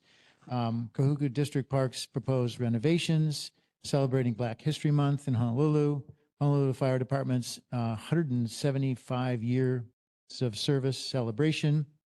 Ocean Safety Department's new deputy chief, Jimmy Barros, was announced. There's a new off-leash dog park open in Makiki and a bunch of other on-leash parks have been announced. So you can take your dog to a lot more parks now on leash. And an EV project is a new UV system over in Kailua that we just opened up. Okay, so response to some of the questions from last month. There was it's kind of a continuation. This is from DTS about the U line, the university line from Middle Street, end of the Skyline up to UH. They did increase the frequency a little bit, but this was really not about that. It was about that they do have rider alert notices that are posted at the bus stops and are available online at www.thebus.org. And it should help inform the U-Line riders of upcoming modifications. There was some speeding concerns. Member Tumbaga reported resident concerns about speeding on Waipahu Street and Kahaunani Street, Old Waipahu Street. And they noted there was currently a two-way stop, but residents are requesting a four-way stop as vehicles speed through the intersection towards Paiva Street. And so the DTS responded that they recently conducted an investigation for an all-way stop at the intersection of Waipahu and Kahaunui streets, which included a 3-year review of the area's traffic collision history and a traffic volume survey. The survey did not find any trends related to crashes occurring at the intersection. Based on the traffic volume data and traffic collision history, an all-way stop is not justified. So that's using their criteria that they have. So DTS will conduct a study regarding the speeding concern along Waipahu Street between those streets and between the two Waipahu Street intersections. The DTS will inform the board of their findings upon completion of that study. So that's about the speeding part. Okay, next one was also from DTS. So Sunday bus service. Chair Macha also requested follow-up on residents' concern about evaluating Sunday bus route 433 service due to new homes in the Waipio Crestview area. So effective DTS response is effective Sunday, March 1st, which is next week. The bus route 433 Waipahu Waikele Shopping Center, Waipio, will begin providing Sunday service to Waipio between 8:15 a.m. and 6:30 p.m. Its routing will mirror weekday and Saturday service when providing service to Waipio. Rider alert notices have been posted at affected bus stops and are available online at thebus.org. So that request was granted. So that's great. Okay, so the next one is a sidewalk project concern. This was from Edwin, expressed concern about a sidewalk project from Waipahu High School through Waipahu Aloha Clubhouse to residents on Waipio Access Point Road. It was stated the current plan only addresses one side, the Waipahu High School side, and it wouldn't be unsafe. It's unsafe on the other side. So DFM responded. So it mentioned that DFM does not have a project in the area. The Department of Transportation Services plans to begin construction next month on a new sidewalk shared use path along Waipio Point Access Road from Farrington Highway to the Waipahu Aloha Clubhouse on the Waipahu High School clubhouse side of the street to serve the community and members of the clubhouse. So this is a DTS project. Once construction is complete, the city encourages pedestrians to use the improved side of the street since it will be safer and more comfortable. Project does not include walkway improvements on the residential side of the street, given extensive driveways and surface encroachments by private property owners. The likelihood that parked vehicles will obstruct the new sidewalk, side street intersection conflicts with vehicle traffic and the need for pedestrians to cross the street to reach the high school clubhouse. So for more information, you can contact DTS or the city's Complete Streets Administrator. So the sidewalk project is happening, but it really only works on the one side of the street. Next one is drainage ditch blocked. So this is Member DeGracia reported a safety concern about the drainage ditch next to the Bank of Hawaii at the intersection of Waipahu Depot Road and Farrington Highway, which goes underneath the bridge. The ditch is thoroughly blocked by large trash and debris, creating both sanitary and safety issues. Water cannot drain properly. So we wanted to have appropriate action taken. The response is from DFM. So DFM's Pearl City Corporation Yard performed maintenance to cut the overgrowth and remove litter and debris within the drainage ditch located along Waipahu Depot Road and Farrington Highway on February 5th. And, you know, as you know, these are not permanent fixes. It will grow back again, and DFM will have to go back and clean up and do that. So they do it as they can. So it is helpful to call that in or use the 311 app. Okay, next thing was about the driver's license issues. Member DeGracia clarified that the problems with the driver's licenses included not only reflectivity, but also coding, layering, peeling off the delamination essentially. So CDSD responded, "Thank you again for your concerns. We're aware of issues that have affected scanning of the credentials by the TSA. Those credentials may be replaced at no cost by visiting a DMV location and requesting a duplicate. So it's free. But that's obviously, inconvenient to have to do that. But for other damaged credentials, including peeled coatings, a replacement or duplicate copy may be requested at a DMV location with a $6 charge. A duplicate driver's license, not state ID, may be ordered online also for a $7 charge. The issue that's described may soon be moot as the driver's license state ID credential is set for a change soon. The new card is made of a polycarbonate material that will improve its durability. So I don't think there's a peelable piece anymore. So considering Aloha Q appointments, more than 110,000 driver's licenses and state identification cards will be due for renewal this calendar year.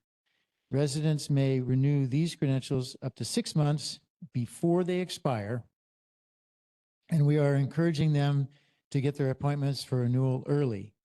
Standby availability at driver's licensing centers are not guaranteed. A person receives a temporary license or state ID at that time, but it is not valid for air travel. So a resident needs to plan for the credential to arrive before traveling or have another TSA approved identification like a passport to avoid any TSA fees. Okay, next one, transit-oriented development quality concerns. Member Oshiro expressed concerns about the quality of some of the TOD projects in Waipahu and cited 2 examples. And so this was answered by DPP. The neighborhood where the transit-oriented development TOD special district is established, such as Waipahu, certain projects are required to submit a TOD permit application according to the TOD special district project classification table in the land use ordinance. So projects must be consistent with the neighborhood TOD plan and TOD special district requirements. However, if the law does not specifically prohibit self-storage and car washes or mandate minimum unit size and job pay, for example, then it's difficult to deny on that basis. So if it's not in the law, they have a hard time denying it. The DPP posts project applications available for comment under the public input tab on its website at www.honolulu.gov/DPP.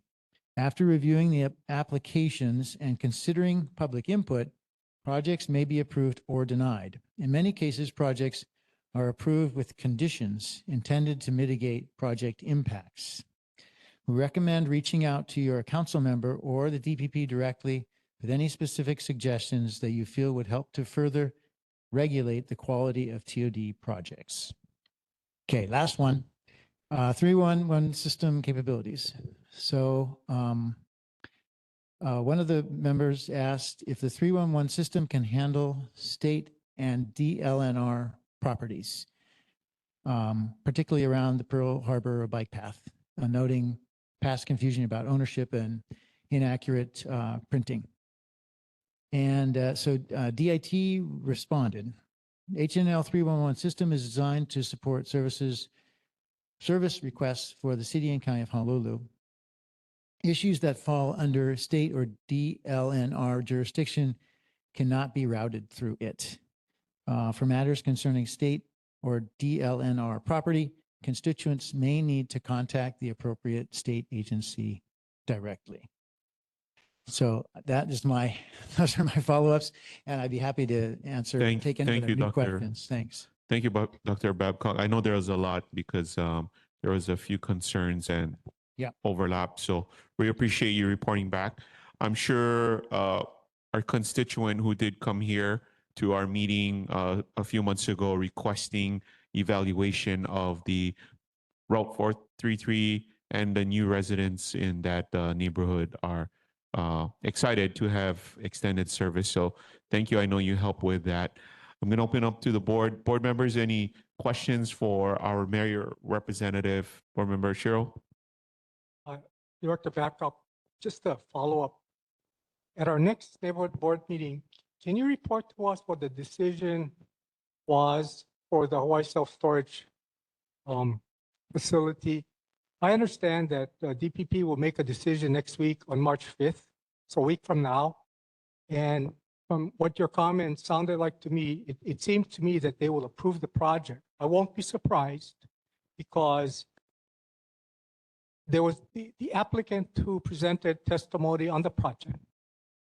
There was another person that testified and supported the project because they liked the idea of having retail space in the storage lockers because she had gotten one.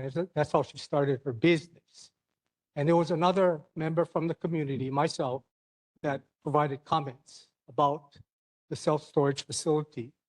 So if you could, at the next meeting, tell us why DPP, what their decision, explain, what their thought process was in approving the project.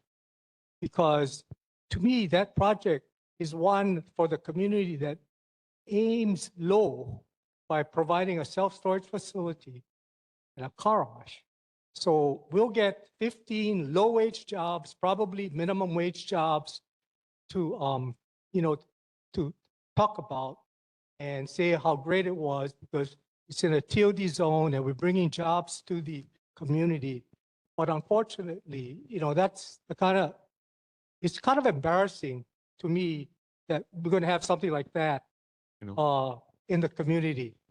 It's not to say that Hawaii Self Storage is not a good employer. I think they're respected. They're all over all over town. They are community minded. They provide benefits to the community that they're in. So it's nothing about the applicant. I think they're a good employer. They probably do a good job in terms of what they're doing.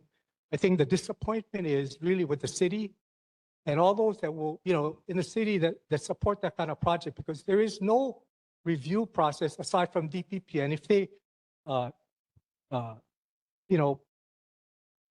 comply with what's required, they're not looking at the quality of the project. They're looking at, it's in the TOZ zone. They meet all of the requirements of the permit. And the other thing is that it's not going to the city council from what I understand. Once DPP gives their decision, that's it. Off it goes. It does not go to the city council, is my understanding from when I talked to the person from DPP. So if that's not correct, you can let us know if it does go to the city council. But from my understanding, it does not. So if they approve it, off it goes. The other concern is that, the other communities, like the next one to us, Larry Veray's Pro City area, you just got to be wary of what projects will be coming your way because this is what we've got. This is the second project, TOD project, that's coming to Waipahu. The first project was unanimously approved by the city council, and that's the Kiabalao project, which is a housing project on Depot Road.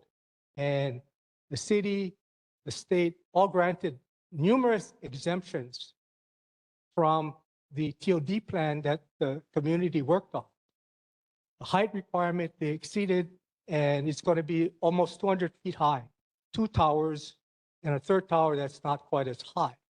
And it's going to be concentrated in an area that the TOD plan said is a historic area. It's a historic area in Waipahu, but that's what's coming to Waipahu. So to me, it's kind of unfortunate to see that the first 2 projects coming to Waipahu, they're all getting exemptions from the TOD plan, the community plan, and I'd like to see what other projects are on the horizon, but at this point, it's not very encouraging. Thank you, board member. We'd like for that report if you can. Yeah, thank I'll you. look into that. And I know that that project, because there was height variance is given. That's why it went back to city council. So if it doesn't meet all the requirements, if it meets all the requirements, DPP is going to approve it. Got it.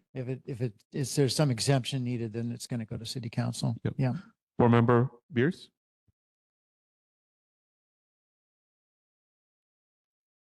Adding my 2 cents to the, what is our role at the neighborhood board? And I would have hoped in the future that when a waiver for a TUD, one of these applications come in, when they present to the neighborhood board, I would hope the neighborhood board would have an opportunity to influence the in their decision. So I'm not sure how to reject that, but us being briefed, and then the process happening external to us, seems like we're just marginalized.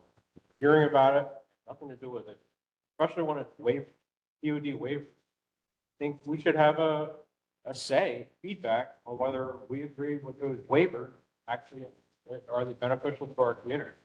Thank you. Great comment. I'm glad we have Commission Vice Chair Varai here.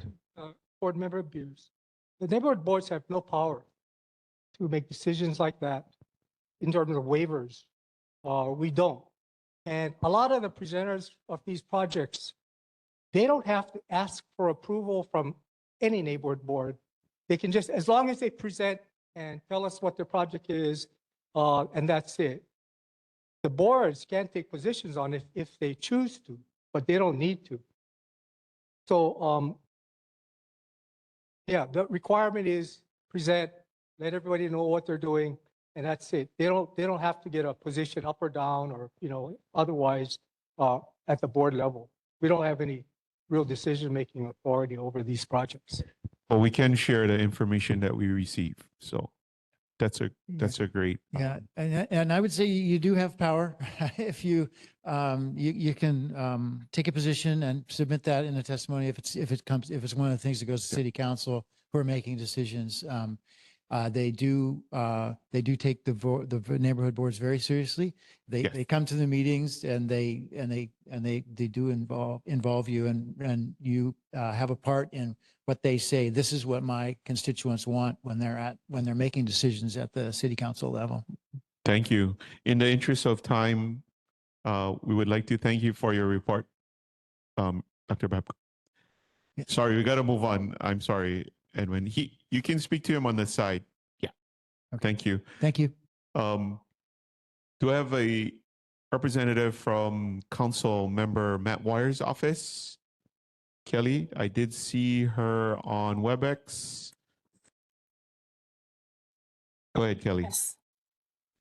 Hey, Chair and members of the board, Kelly Anaya from Councilmember Matt Wire's office. Got a short report tonight because everybody kind of reported on everything that I had. So just wanted to let everybody know Waikele safety improvements near the Waikele Elementary. Department of Transportation in partnership with the state DOT will be installing a speed table and new signage to improve pedestrian crossing at Lumiaina Street near Waikele Elementary. These improvements will hopefully help to deter speeding and improve road safety in the area. We'll continue to share updates with the board as they become available. And then just a couple legislative updates regarding Bill 4, which will strengthen incentives to build affordable rental housing. Councilmember co-introduced this bill with Councilmember Okimoto. The current city's incentives includes subsidies and grants, which are designed to support construction of affordable rental housing, but the current monetary values are not keeping up with the rising costs of construction. This bill passed first reading in January's full council and has been referred to the Zoning and Planning Committee. Bill 54, which relates to the bus fare increases. This has passed third reading during January's full council. This increase will include higher costs for monthly and annual passes, youth passes, visitor passes, handy van rides, and an added fee for cash payment. Councilmember did vote no on this bill because he feels that raising bus fares will place a real financial burden on working families who rely on public transportation. And to follow up on Board Member Oshiro's question from last month, the construction that's going on across from the Royal Kunia Community Association, that is the Haseko property. There are open permits on that, and it looks like it's for the Royal Kunia Phase 2. There's about 2,000, if I read that correctly, it says 2,007 units. And there is an open permit on file, so that's probably the work that you're observing. If anyone has any questions for council member, I can take them back. Thank you, Kelly. Board members, any questions for me, Council Member Matt Wire's office? Quick question, Kelly. I didn't get the number of units again. Can you repeat how many units is going to be up Sure. there? According to what I saw, if I'm reading it correct, it said 2007. Thank you. In the interest of time, I'll just take one more question. Go ahead, board member. Hi, Kelly. What is the projected completion date for the unit? For that project that I just reported on? Yes. That I don't know. That I just looked up for the permits, but I'll see if I can find any information on that. Thank you. Thank you, Kelly, for the Thank you. report. Sure. Board Thank you members, for having me. Council Member Matt Wire's report is available on our drive as well. Again, in the interest of time, because we are limited on time in this space, I want to move on to Council Member Val Okimoto to have a representative.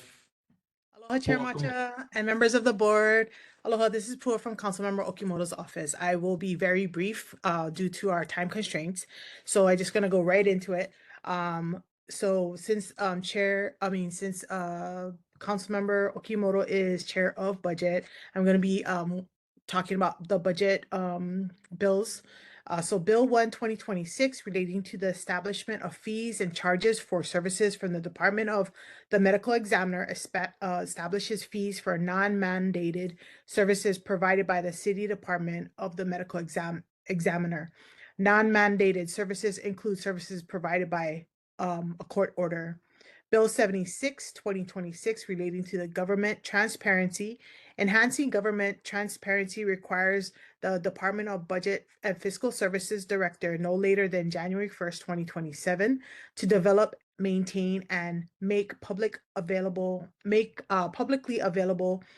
searchable online database of city revenues and expenditures that is free and open to the public. Bill 77, 2025, relating to the budget execution, requires the city to provide an authorized legislative user with direct access to all budget management software systems necessary to enable real-time tracking and monitoring of expenditures made pursuant to the Executive Operating Budget Ordinance and Executive Capital Budget Ordinance. That I ended up putting all the important links and maybe some helpful websites in our chat. And I want to thank our office manager Jocelyn for dropping off our February February newsletters. And again, if you look on our newsletters, you can scan and see if you wanted to have it directly set to your email. So we can do it also by email as well. We had one concern this month that was called into our office, and it was a concern regarding a huge diesel pump truck at the bottom of Lani Keha Place, running for more than 72 hours at the wastewater treatment plant in Palisades Valley. So the response we got from HPD, we just got it today, first thing in the morning. The final response from HPD was from District 3, checked on the diesel pump truck.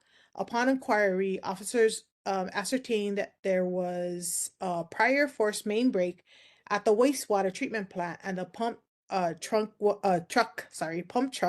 was part of the repair process. So the repairs have been completed and the truck is no longer there. And that's our report for tonight. If anybody has any questions I can take back to our office, I'd be happy to do so. Mahalo. Thank you, Paul. I'll just take one question for Councilmember Val Kyomoto's office. Any question?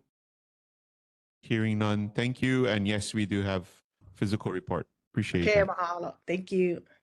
Councilmember Augie Talbo's office, Aaron, as our representative. Good evening, Mr. Chairman, board members. I will be super brief in that you should all have printed copies of our monthly report.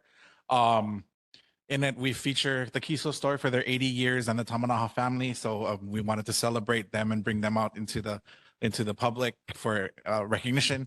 And then we also highlighted Mr. Okada, who is affectionately known as Mr. Waipahu back in the day. And so if these stories aren't familiar to you, please check out the sections in our newsletter.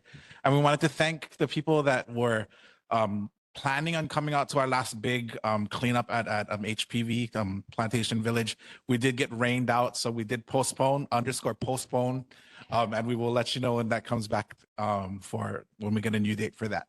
And I'll take back any questions. Thank you, Aaron. Any questions for Councilmember Augie Talbo's office, board members? I'll take one. Hearing none. Thank you. And I appreciate you staying this late. Let's see. Do we have someone from Governor Green's office? Governor Green's representative, Mr. Dela Cruz? Glenn Dela Cruz not here? Okay, moving on. Anyone from Senator Kidani's office? Seeing none, I do have Senator Kidani's report. It was delivered. So board members, you can go ahead and review. Senator Lamasao, welcome. I do see you on WebEx. Aloha, Chair, members of the board, and also members in the audience. Sorry, I don't believe I attended last month's meeting, but I just wanted to wish you folks a happy new year. I also wanted to just stand on my written report that you folks did receive from my office. We do have a few, yes, great. Thank you, Chair. We are collecting some of your feedback through our survey. There is a QR code on the front page. And there are also some community resources that are available. It is tax filing season. So there is a free tax filing workshop at Waipahu High School. And the information is on the back page of my news report. And then for those seniors that are graduating this year, there is a scholarship opportunity that is posted on there from the Waianae Comprehensive Center as well.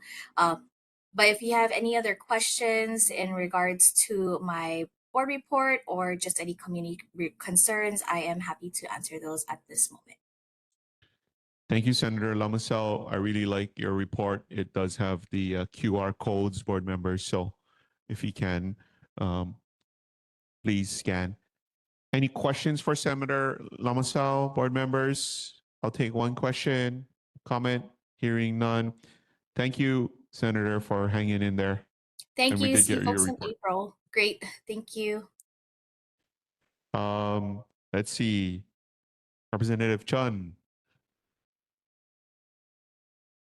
Okay, good evening, board members. I'll be really, really fast, and I think I might cut out a lot of things, but you have my written report, so I'll stand on that. I just want to highlight one bill that's specific to Waipahu, and it's something that I've been working on with Senator Lamasao, and it's House Bill 2498 relating to care homes. And this is something from the Lahaina wildfires that, emergency preparedness is something we're really concerned about. So we met with Haima over the interim, and now we're working also with Representative Daisy Hartsfield, but we were really looking at trying to do a pilot project to fortify our care homes, because when we talked to some of the officials, they told us it's a lot cheaper to just have these individuals housed in place and make sure that their facilities are more resilient than actually evacuating them with all their medical needs and making sure that whatever location they're going to actually has all those things. So we're it's a work in progress, and we're trying to work through some of the issues that came up. But that's something that we're really trying to work for, and it would just be for right now the Waipahu, any care home in the 96797 zip code.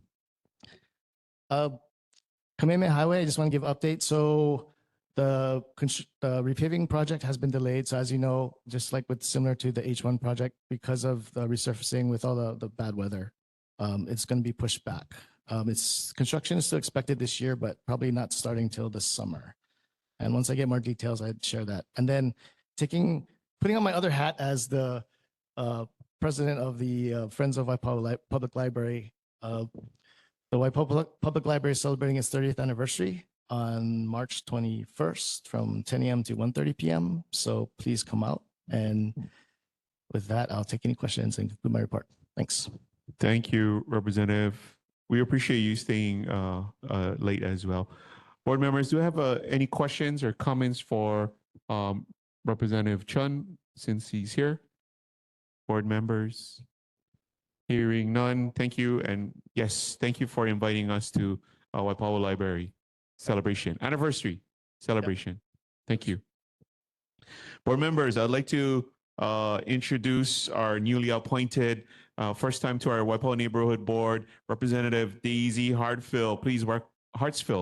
Please welcome Representative. Thank you. Aloha, everyone. My apologies for not being here at the February meeting. I was unaware of the meetings, but now that I'm aware of them, you can anticipate seeing either myself here or my office manager, who is also here tonight. I'd like to introduce him. His name is Nate Ise, and he may be familiar to you because he used to attend these meetings with Senator Aquino. So Nate is not a stranger to Waipahu. My newsletter is basically an introduction as to who I am, so I hope you have an opportunity to look at it.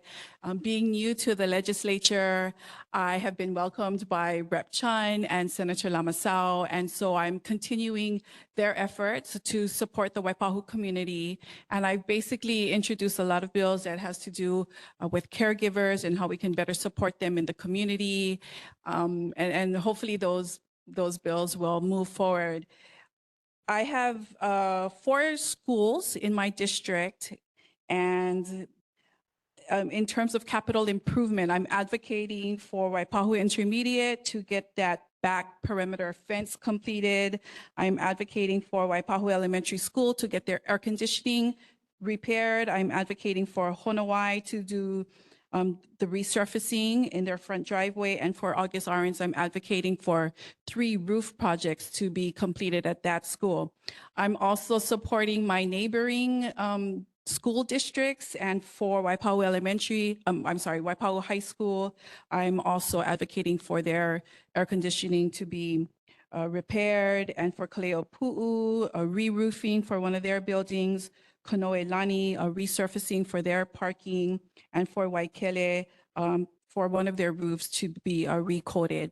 So that's some of the capital improvement projects that I'll be advocating for, or I have advocated for.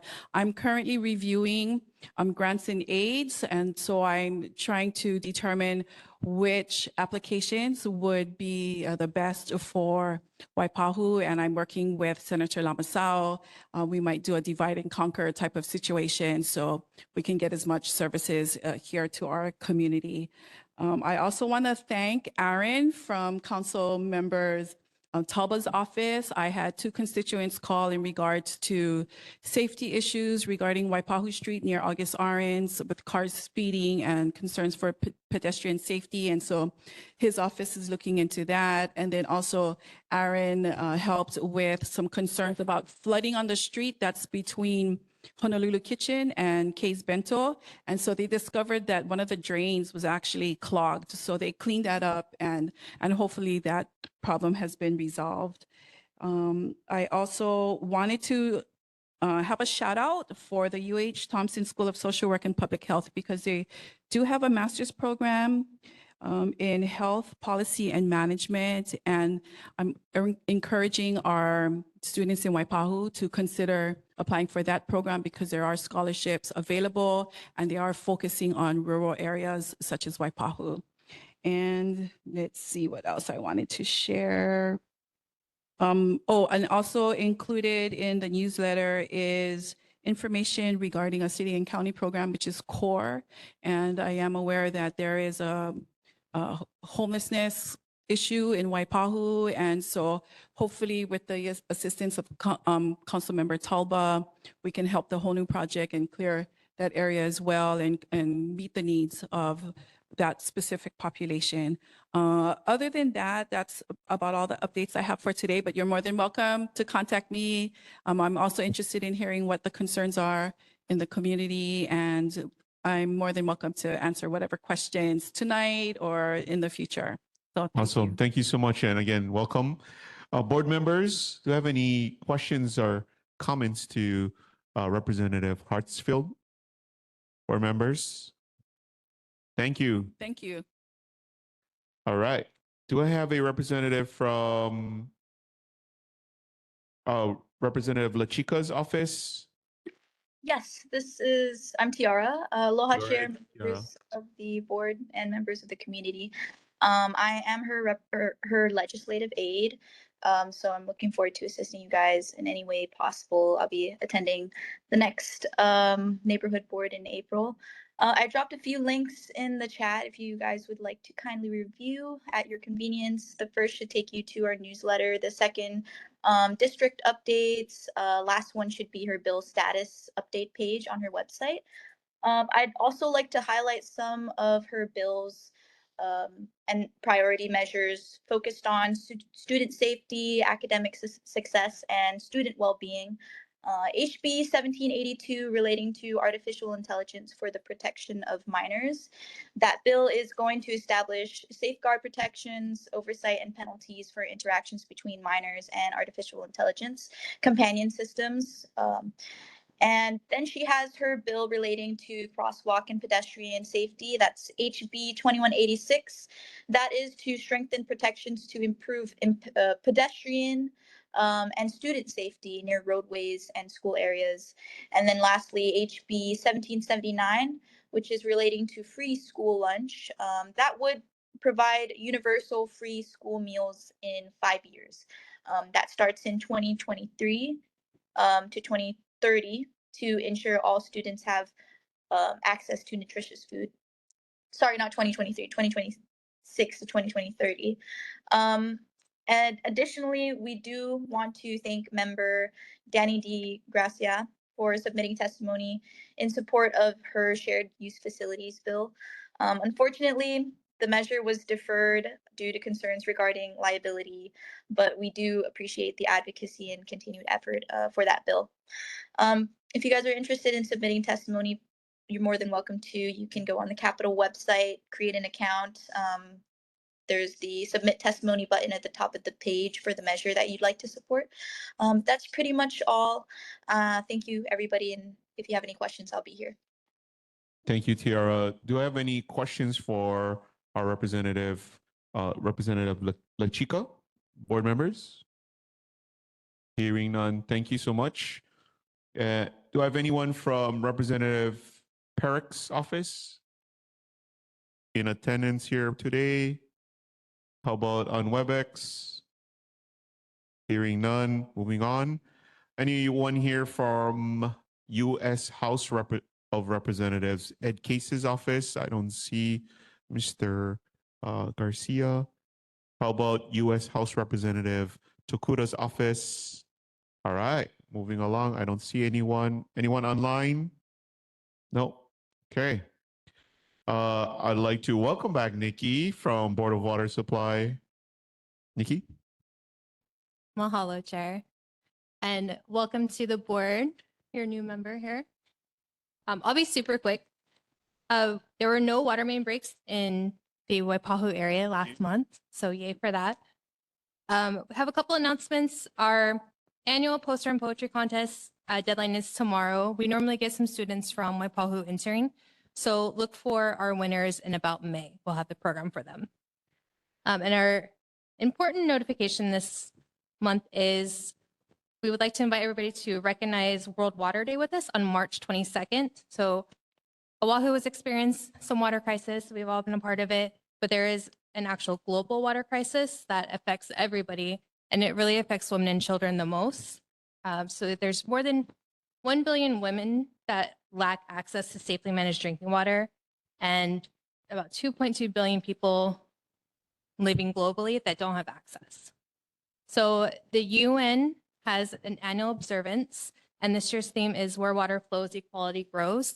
So you can go onto the United Nations website and the boardofwatersupply.com/WWD website for stories, videos, and activities. And then I just wanted to touch on one thing. Some of you folks may have heard some reports in like social media and stuff about people going into houses or misrepresenting themselves as city employees. So just a reminder, I'm a horrible example of this tonight, but Board of Water Supply employees will always have a logoed green shirt or teal shirt. They will always have their city badge that has the city and county on one side and Board of Water Supply on the other, and they will be in a marked Board of Water Supply vehicle. At no time do we ever go to houses and ask for access. When we do water testing, it's always on the outside, and we stop at a certain line. If there's something special that you've requested, that's a different case, but we will never just make solicitations. So if you hear of any kapuna or anybody bringing that up, just remind them that it's not a thing that we do. They can always call us at 748-5000, and we will be happy to explain to them. Thank you, Nikki. Anyone have any questions, board members, to Nikki for Board of Water Supply? Any questions? Thank you. Great to see you again. Board members, any reports from your attendance at any other meetings? Hearing none. Announcements. Our board will recess in the month of March, so there is no board meeting next month. Our next regular meeting of the Waipahu Neighborhood Board is going to be on Thursday, April 23rd, 2026, here at the Philcom Center, 7 p.m. Rebroadcast of this session will be scheduled on Olelo Channel 49 every second Saturday at 9 p.m. and every fourth Sunday at 9 a.m. I'd like to apologize because we did run over our meeting. I tried to keep our meeting on time, but I appreciate everyone staying behind as well as on WebEx. I'll be more mindful next month. Meeting adjourned. Thank you.